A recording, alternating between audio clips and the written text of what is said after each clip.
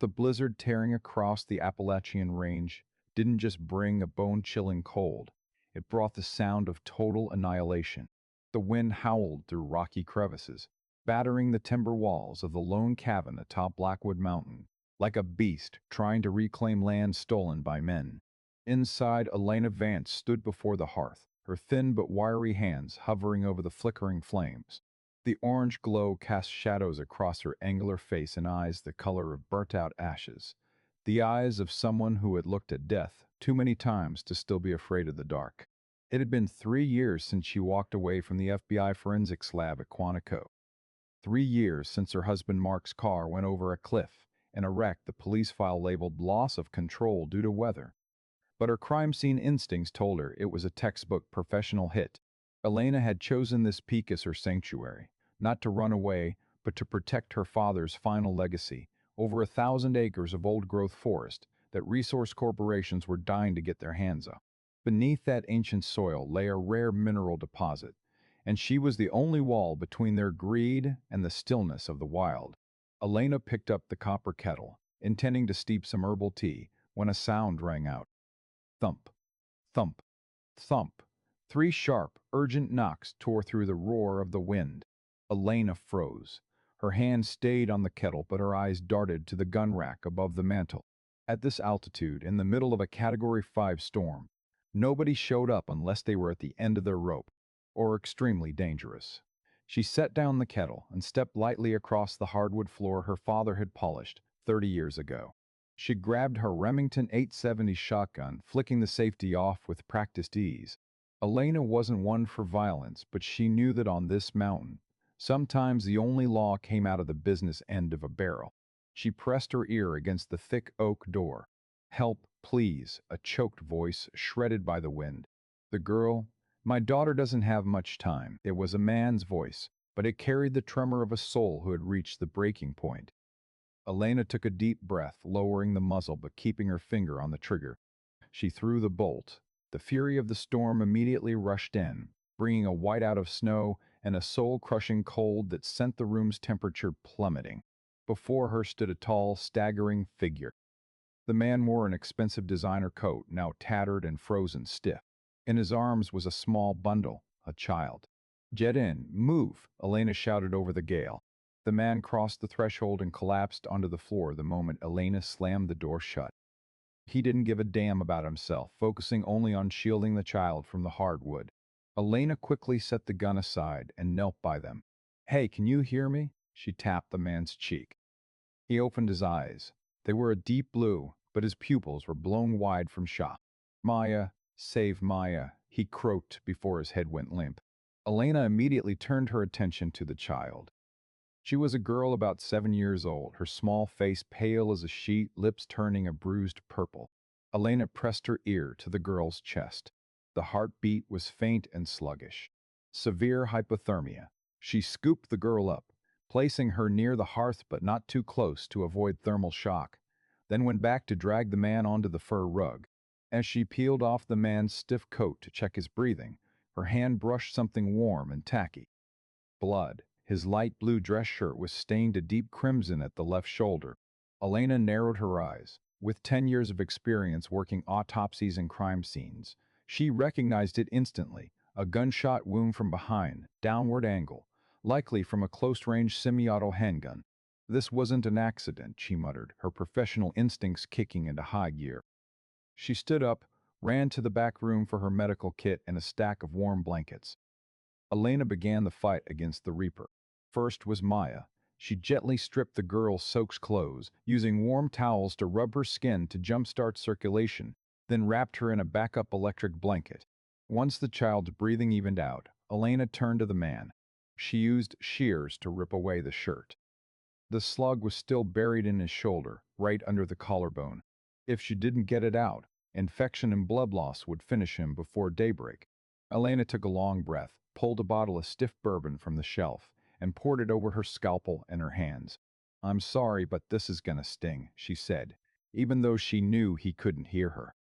In that isolated cabin, amidst the screaming Appalachian storm, Elena Vance performed field surgery with the precision of a top-tier medical examiner. Every movement was cold and decisive. When the metal slug dropped into the copper tray with a sharp clink, Elena let out a breath. She quickly sutured the wound and bandaged it up. Once they were stabilized, Elena cleared away the bloody gauze. That's when she noticed the man's coat lying on the floor. Something heavy fell out of the inner pocket. It was a portable hard drive, a matte black titanium casing with military encryption symbols she'd seen on NSA agents before. Beside it was a crocodile skin wallet. She flipped it open. The ID read, Julian Sterling. The name made Elena stop dead in her tracks. Sterling. There weren't many people in New York with that last name who weren't tied to the Sterling Financial Group, the titan holding the economic jugular of the entire Northeast. If this really was Julian Sterling, the sole heir to that empire, what the hell was he doing in the middle of nowhere with a bullet in his shoulder? Elena looked out the window. Through the thick frost, she saw flashlights sweeping through the night from the base of the mountain. They moved fast, in an arc the movement of professional headhunters. She realized she hadn't just opened her door to two people but to a political and criminal storm far more terrifying than the whiteout outside.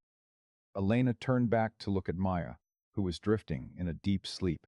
The girl's eyes were shut tight, and Elena suddenly noticed a detail she'd missed. The girl hadn't reacted to the harsh light of her flashlight.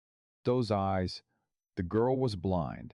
An injured father, a blind child, a hard drive full of national secrets, and a team of assassins closing in. Elena Vance gripped the stock of her shotgun. Welcome to Blackwood Mountain, Julian Sterling, she whispered, her gray eyes burning with cold-blooded resolve. City law doesn't exist up here, but Elena Vance's justice sure does. She cut all the lights, leaving only the dying embers in the hearth. Elena stepped to the west window, which overlooked the only road up the peak. She knew Silas Thorne, the local heavy, who'd been trying to jump her claim, had to be involved. He was the only one who knew these woods well enough to lead those outsiders. The storm showed no sign of letting up, and this life and death game was just getting started. Elena checked her shell bag, the cold feel of the brass pressing into her palm. She wasn't just a forensic tech who talked to corpses anymore. Tonight she'd have to protect the living, even if it meant burning down the peace she'd spent 3 years building. From the bottom of the slope, the steady drone of snowmobiles tore through the wind. Elena counted, at least 3 of them. 6 men. She was alone with 1 gun and 2 unconscious hostages. But Elena had one advantage. They didn't. She knew every tree and every rock on this mountain. And more importantly, she was a woman with nothing left to lose. She stepped over to Julian, checking his pulse again. He was starting to run a fever, mumbling nonsense about trials, evidence, and father.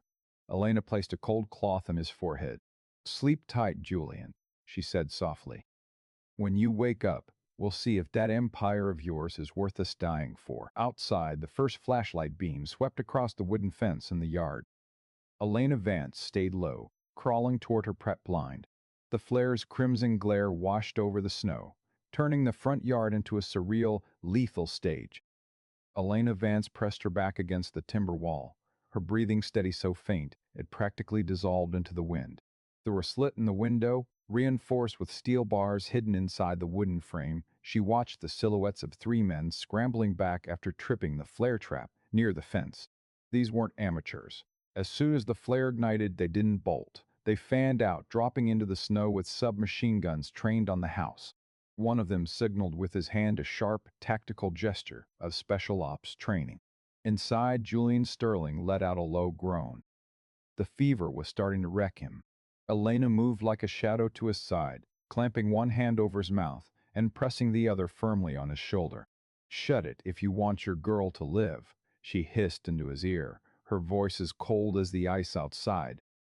Julian's blue eyes went wide, locking onto hers in the dark. Lucidity returned to him with a painful jolt. He glanced at Maya, seeing her still tucked under the blankets, her breath weak but steady. He gave a sharp nod. Elena let go, but she didn't pull away. "Who are they?" she whispered, barely audible. Julian swallowed hard, the taste of blood and bourbon still burning his throat. "My uncle's private security detail. Silas Thorne is bird-dogging for them. They aren't here to bring me in. They want this. He pointed a shaking hand toward his coat on the chair where the hard drive sat silent. That's the blacklist. Every judge and politician the Sterling Group has had in their pocket for 20 years.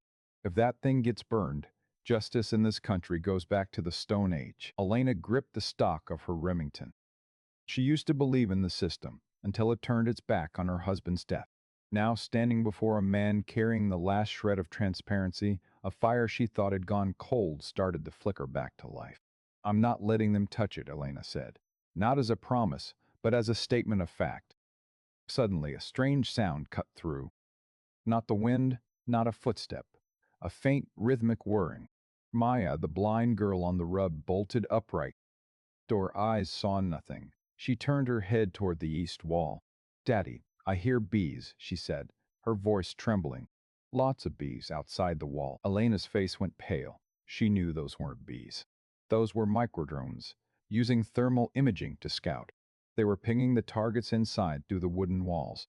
Get down now, Elena lunged, grabbing both Julian and Maya and hauling them under the heavy oak coffee table bolted near the hearth, the hottest spot in the room, meant to scrabble the drone's heat sensors. Right then, the shots rang out. Not thunderous blasts, but the muffled thwips of suppressed fire. Armor-piercing rounds shredded the oak walls, slamming into the stone backing of the fireplace. They were shooting by drone guidance. Elena knew she couldn't just sit there and take it. She pulled an old gas mask and a small canvas bag from under the table. Get this on the girl, she told Julian, handing over the mask. And don't you dare move until I get back. What are you doing? Julian grabbed her arm, panicked. I'm gonna go swat some bees. Elena crawled across the floor, moving toward the hatch that led to the woodshed basement. She vanished into the darkness of the cellar just as a flashbang tossed through the window exploded in the living room with a blinding white light and a skull-splitting bang. Outside, the snow was still coming down in sheets, killing visibility. 3 assassins began their approach to the porch. The lead man, with a jagged scar running down his neck, signaled his team to breach. But the second his boot hit the first wooden step, a tripwire thin as silk snapped. Snap! A heavy-duty bear trap Elena used for winter predators slammed shut from beneath a dusting of snow. The jagged steel teeth bit deep into the assassin's shin, pulverizing his tibia. His scream was swallowed by the gale, but his partners immediately opened fire, spraying and praying into the void. From behind the woodpile, at the side of the house, Elena appeared like a wraith. She didn't use her gun, yet no sense giving away her position with a muzzle flash. Instead, she held a modified slingshot and steel ball bearings coated in a potent sedative, the kind she used to knock out grizzlies without killing them. Whiz! Whiz! 2 bearings slammed into the exposed necks of the remaining men. The neurotoxin hit almost instantly. They stumbled, their guns hitting the snow before they went down like felled timber. Elena stepped toward the man caught in the bear trap. He was clawing for a combat knife to cut the wire, his eyes wild. Elena leveled the Remington at his head. Tell me where Silas Thorne is. The assassin spat blood into the snow, a grimace on his face. You're dead meat, bitch. Silas is with the sheriff. They're coming with a warrant. You aren't just fighting us, you're fighting the state. Elena narrowed her eyes. She knew this was the Achilles heel. Silas Thorne wasn't just a local kingpin. He planted his people throughout local law enforcement. If they showed up with badges on their chests, her shooting to protect Julian would be spun as assaulting an officer. Right then, in the distance, the headlights of heavy-duty SUVs began climbing the slope. Sirens wailed, echoing through the timber. Damn it, Elena cursed under her breath.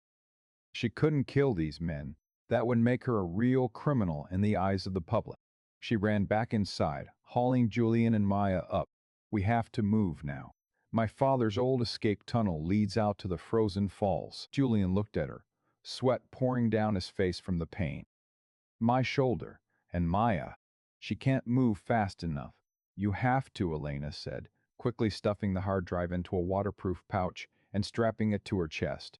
The system you're trying to save is being used as a weapon to kill you. If you die here, this drive stays buried forever. Mark, my husband, died because of a script just like this. I'm not letting history repeat itself. Maya grabbed Elena's hand, her small grip trembling but trusting. Ms. Elena, I hear dogs. They've got hounds. Elena froze. Hounds in a blizzard were a death sentence for fugitives. They tracked the scent no matter how much snow fell. She looked around the kitchen, her eyes landing on a jar of cayenne pepper and a bottle of white vinegar. Julian, take this pepper, trail it behind us in the tunnel. I'll deal with the dogs. They slipped into the secret hatch, a cramped, damp passage Elena's father had dug during the Cold War as a fallout shelter. Just as they bolted the hatch from below, the sound of the front door being kicked in thundered above them. Blackwood County Sheriff's Department. Drop your weapons. Sheriff Miller's voice boomed, authoritative, but crooked as a dog's hind leg. Down in the tunnel, Elena led the way, using a flashlight covered in red cloth to dull the glare. Julian followed, one hand on Elena's shoulder, the other leading Maya. The air was thin and smelled of damp earth. Julian, Elena whispered when they reached a fork in the tunnel. Why didn't you just take this to the feds? Because the head of the FBI's New York office is the cousin of the uncle who shot me, Julian replied bitterly. In my world, loyalty is bought with checks that have too many zeros. I could only trust someone outside the system. Someone like you. Elena stayed silent. The trust of a stranger was a heavy burden to bear once again. She knew that the moment they stepped out of the exit at the falls, there would be no turning back. Barking erupted right above the hatch they just left. The canines had the scent. Elena signaled Julian to keep moving. She paused, pulling a homemade smoke grenade filled with pepper powder and irritants from her bag. She rigged it to a pull string right at the exit. Hope you boys like it extra spicy, she muttered. When they pushed open the camouflage stone door to the outside, the freeze of the frozen waterfall hit them like a wall. Massive ice pillars hung down like nature's fangs, shimmering under a pale moon. Elena looked down into the deep valley below, where the frozen creek bed formed a slick, treacherous path. We're taking the ledge. Elena pointed to a narrow trail barely wide enough for one person. It's the only way to lose the tails without leaving a clear track. Maya suddenly stopped, her ears perking up. Daddy, I hear a chopper. In the sky, a pitch-black helicopter with no markings hovered low over the pines, heading straight for their position. A thermal spotlight began to sweep the cliffside. Run, Elena barked, pulling Maya into the shadow of the rock crevices, just as the white beam of the chopper swept over their position by a hair's breadth. The chopper's spotlight swept the cliffside, leaving sickly white streaks across the permafrost. Elena shoved Julian and Maya deep into a narrow rock fissure where hanging icicles formed a natural curtain to mask them from above. The rhythmic thumping of the rotor blades, slicing through the thin air, sent violent vibrations through Julian's chest, making him wince in agony. He gnashed his teeth to keep from crying out as his shoulder wound began to seep through the bandages again. We can't stay here long, Elena whispered, her breath blooming into a white cloud. That chopper's packing military-grade thermal.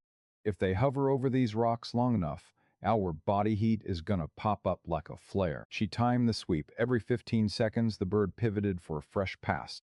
That gave them a 15-second window to stay alive. Elena gripped Maya's hand. The girl was shivering but hadn't shed a single tear. There was something heartbreaking, yet tough as nails, about the blind child's silence. Listen to me, Maya.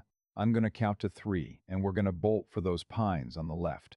You gotta trust me, okay? Maya gave a tiny nod. As the beam slid past the outcrop, Elena hissed. Move! They lunged to the knee-deep snow, with Julian staggering in the rear. Just as they vanished into the dense, old-growth timber, the spotlight slammed back onto their old hiding spot, cooking the empty rock. Elena led them across a dry creek bed, using the exposed stones to avoid leaving deep tracks. After nearly an hour of navigating the pitch black, they hit the outskirts of Blackwood from behind the abandoned warehouses. A gray, dismal dawn began to bleed over the ridges, but it brought no sense of peace. Blackwood looked like a frozen still life, silent, cold, and crawling with eyes hidden behind drawn curtains. That's Sheriff Miller's office. Julian pointed toward a red brick building in the center. We have to go in. If I go public with my identity, they won't dare smoke me in front of the locals. Elena grabbed his arm, yanking him back behind an old flatbed truck. You still don't get it, do you, Julian? Miller isn't just on Silas Thorne's payroll. He's a cog in the machine your uncle bought and paid for. You walk in there, and you'll disappear in a justified shooting before you even hit a holding cell. Right then, a motorcade of sleek black SUVs led by Silas Thorne's armored Cadillac rolled into the town square. Three county cruisers rode shotgun. Silas stepped out, his high-end wool suit looking completely out of place in the rugged mountain town. Miller hopped out of a cruiser, nodding to Silas like an errand boy. "He's got a warrant for me," Julian whispered, staring at the paper in Miller's hand. "Claiming I kidnapped my own daughter and murdered two guards back in New York." He's flipped the script. Elena squinted through the gap. She saw Silas on his cell, looking both smug and impatient. It clicked. "Maya, back in the tunnel. Did you bring that little red bag?" "Yes, it's in Daddy's suitcase," Maya whispered. Elena turned to Julian, her face hardening. "GPS chip. I dropped the ball." Sterling Group definitely tagged Maya's gear in case she wandered off or got snatched. That's how the chopper burned us so fast. Julian frantically tore open the bag, digging through Maya's toys. Sure enough, buried in the stitching of a small teddy bear was a microtransmitter, blinking a faint blue light. "Get rid of it." Julian went to hurl it away. "No, wait." Elena stopped him, a bold play forming in her mind. "Give it to me. We're going to use their own greed to buy us some air." She took the bear and lashed it to the undercarriage of a logging truck, prepped to head across the state line into Virginia. The engine roared to life, carrying the ghost signal out of town. Silas and the deputies immediately got a hit on their tablets, piling into their rigs to chase a ghost in the opposite direction. With the square temporarily clear, Elena hustled them into the town post office. It was the only place she still trusted. The postmistress was a woman in her 80s, a dear friend of Elena's father who hated Silas Thorne's land-grabbing guts. "Martha, I need a secure line," Elena said the moment they stepped inside. Martha took one look at the bleeding Julian and little Maya. Without a word, she pointed to the back room. "Watch your back, Elena. Miller had his goons tossing this place just this morning." Elena picked up the receiver, punching in a number she'd memorized but never thought she'd dial again. "Special Prosecutor's Office, go ahead," a steady male voice answered. "This is Elena Vance, ID code 4492. Put me through to Marcus Stone." There was a long silence. Marcus Stone was her late husband's old partner, the only guy in the DOJ who had kept digging into Mark's case for the last 3 years. "Elena, you're alive?" Marcus' voice cracked. "Listen, Marcus, I'm short on time. I've got Julian Sterling and a hard drive with the Sterling Black Book. The entire legal system in West Virginia is compromised. Silas Thorne is hunting us under color of law. I need a DOJ strike team for federal intervention." "Jesus, Elena, Julian Sterling's been off the grid for 3 days. New York is going sideways. Look, I'm sending my team now, but it'll take at least 4 hours to get bird's eye on your mountain. Can you hold the line?" "I'll try. But Marcus, don't trust a single report from local law. If you see me shooting, it's because the law is dead up here." Elena hung up. She looked at Julian. He was slumped against the wall, haggard from blood loss, but with a flicker of hope in his eyes. "4 hours," she said. "We need a hole to crawl into where they can't use tech to find us." They slipped out the back, weaving through alleyways to double back up the mountain. Elena led them to an old coal mine abandoned since the 50s, buried deep in the limestone behind the frozen falls.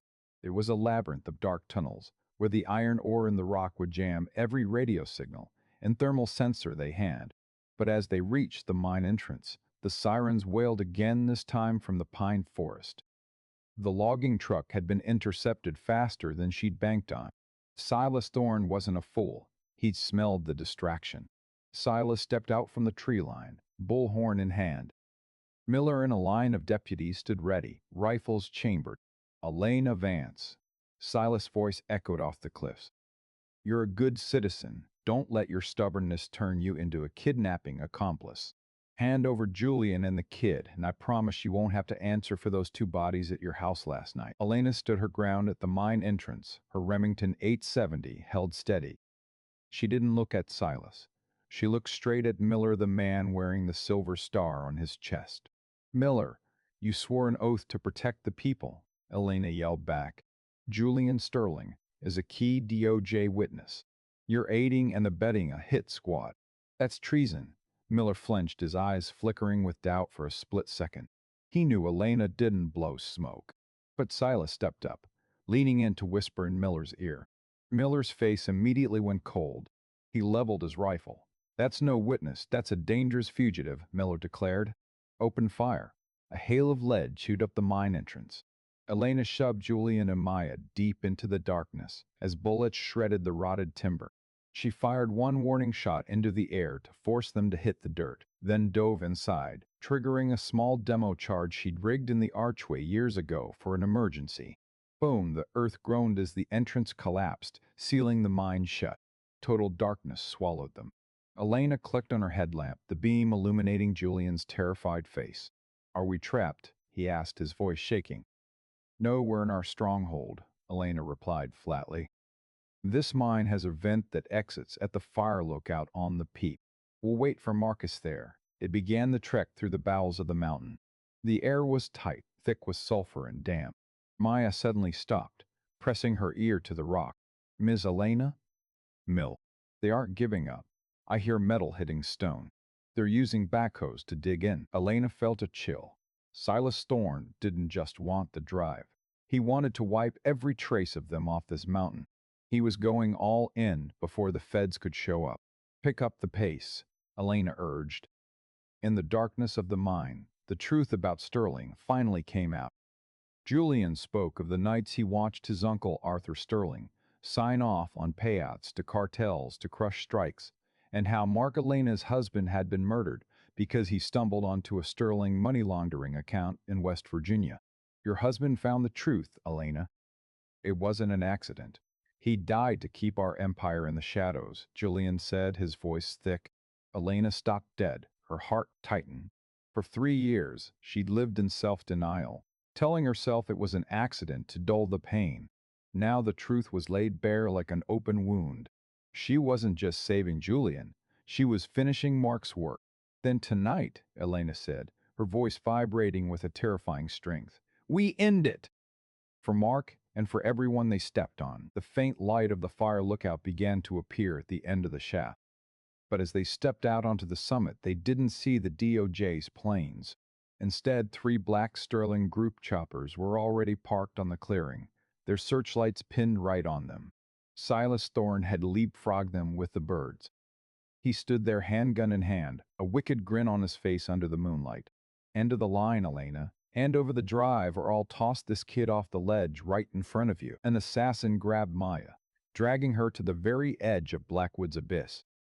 Elena felt her blood turn to ice, but her finger stayed steady on the trigger. The wind howling through the iron bars of the fire lookout created a gruesome dirge, sounding like the wailing of fallen souls on this cursed land.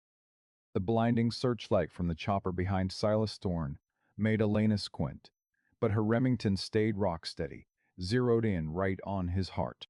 Maya was hoisted up by one hand by the hitman, Kael, the one with the jagged scar on his neck. The girl's small legs dangled over the abyss, with the 100-foot drops of the Appalachians waiting below.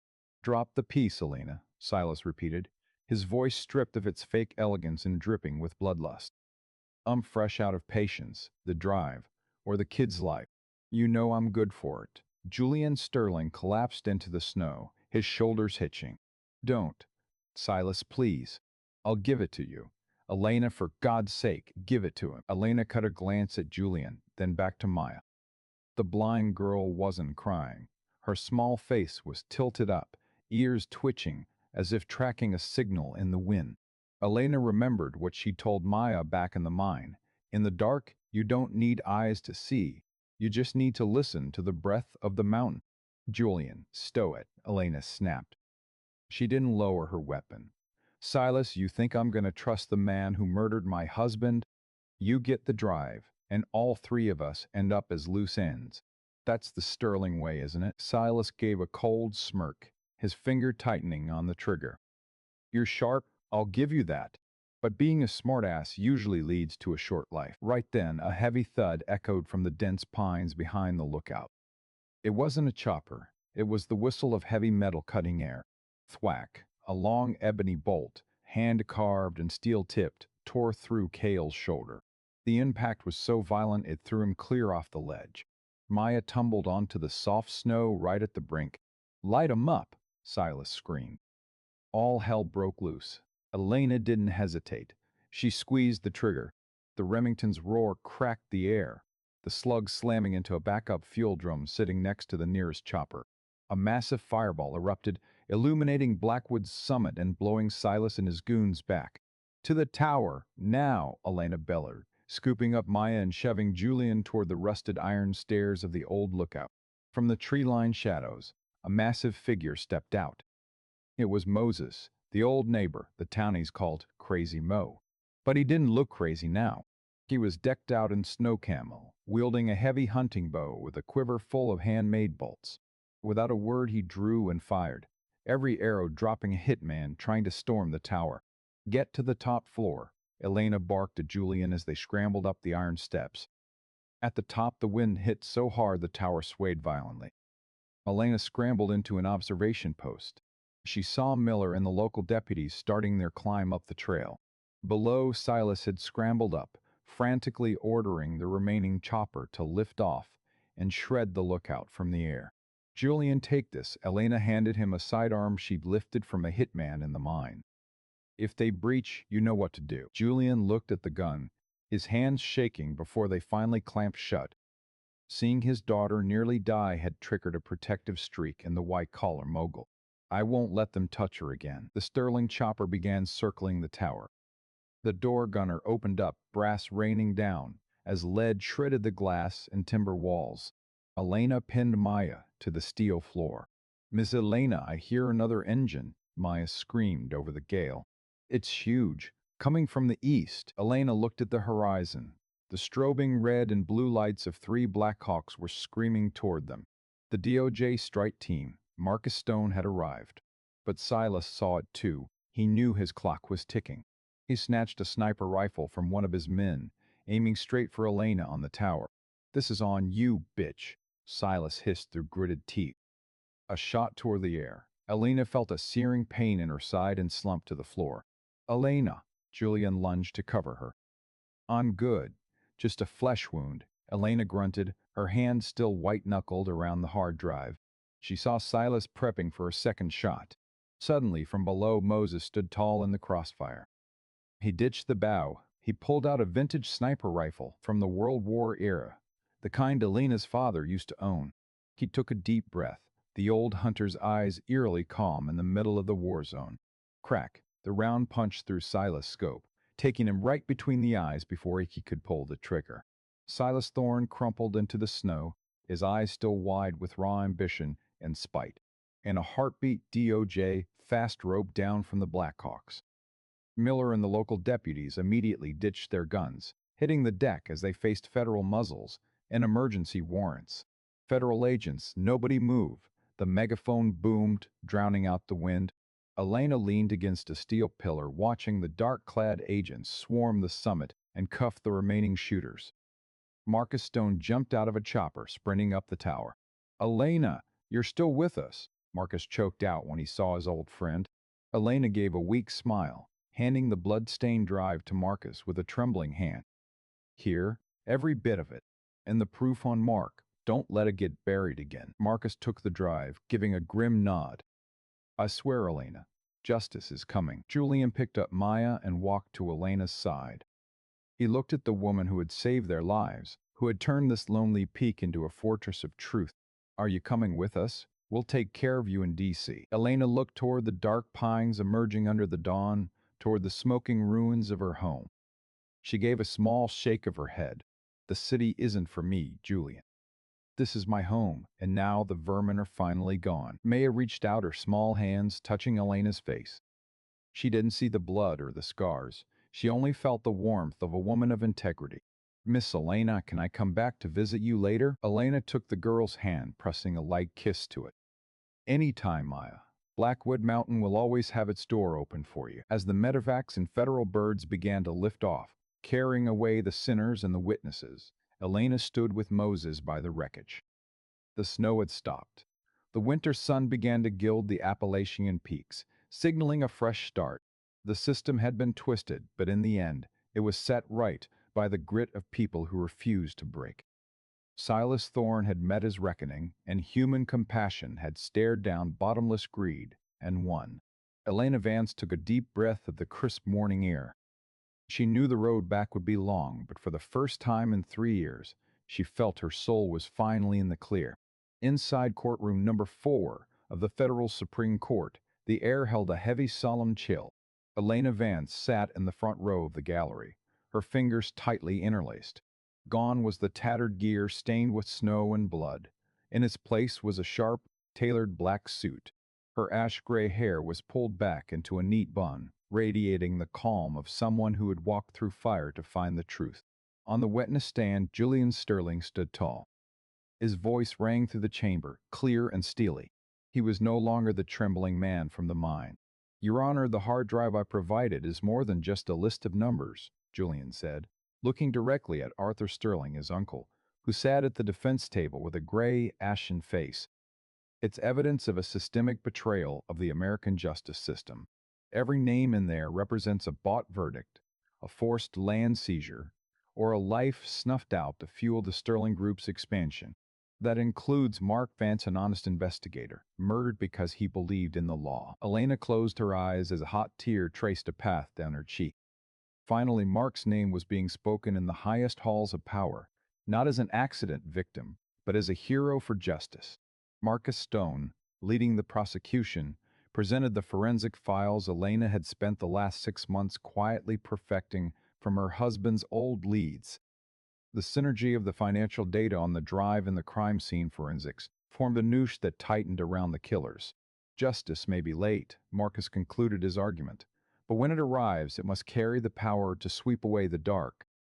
In the name of the law, we ask for the maximum sentence for those who treated human life and the sanctity of the Constitution with such total contempt." When the jury declared Arthur Sterling and his associates guilty on all counts from money laundering to first-degree murder, a heavy silence gripped the room before exploding into frantic whispers. Arthur collapsed at the table, his mask of power completely shattered. Karma, it seemed, had finally found the right address, no matter how much snow it had to trek through. Leaving D.C. that same night, Elena didn't stick around for the victory parties. She drove through the night toward West Virginia. She needed the scent of pine and the rustle of the Appalachian wind more than the camera flashes of the press. As her truck climbed the familiar slope of Blackwood Mountain, Elena froze. Her cabin, once burned to ash, stood tall again. It was no longer a lonely, weathered shack. It was a fortress, built of fragrant cedar with massive glass windows facing the dawn. On the porch, Moses leaned against a timber pillar, his trusty hunting bow in hand. Beside him were dozens of Blackwood locals. These were the people Silas Thorne had stepped on, the ones Elena had indirectly saved by taking down the Sterling Empire. They had chipped in labor and lumber to rebuild her home while she was in Washington. "Welcome home, Elena," Moses said, a rare smile creasing his weathered face. "This peak needs its gatekeeper." Elena stepped out of the truck, her legs trembling with emotion.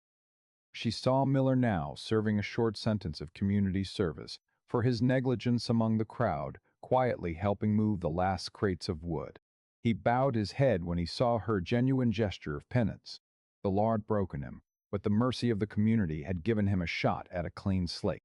Suddenly, a car pulled into the yard. Julian stepped out, leading Maya by the hand. The girl looked radiant in a floral summer dress. She was no longer wearing the sunglasses that hid her eyes. Following a surgery funded by a conservation trust Julian had just launched, she could now see faint, blurry shapes. "Ms. Elena." Maya let go of her father's hand, trotting toward her by the sound of her voice. Elena knelt, catching the girl in a tight embrace. Maya reached out to touch Elena's face, her eyes shimmering with life. "I can see you have hair the color of the clouds, just like I pictured." Julian stepped closer, looking at the new house and the crowd with deep admiration. "I used to think money could build anything, but looking at this, I finally get what real wealth looks like. Elena, I moved all my Sterling shares into a trust to permanently protect this stretch of the Appalachians.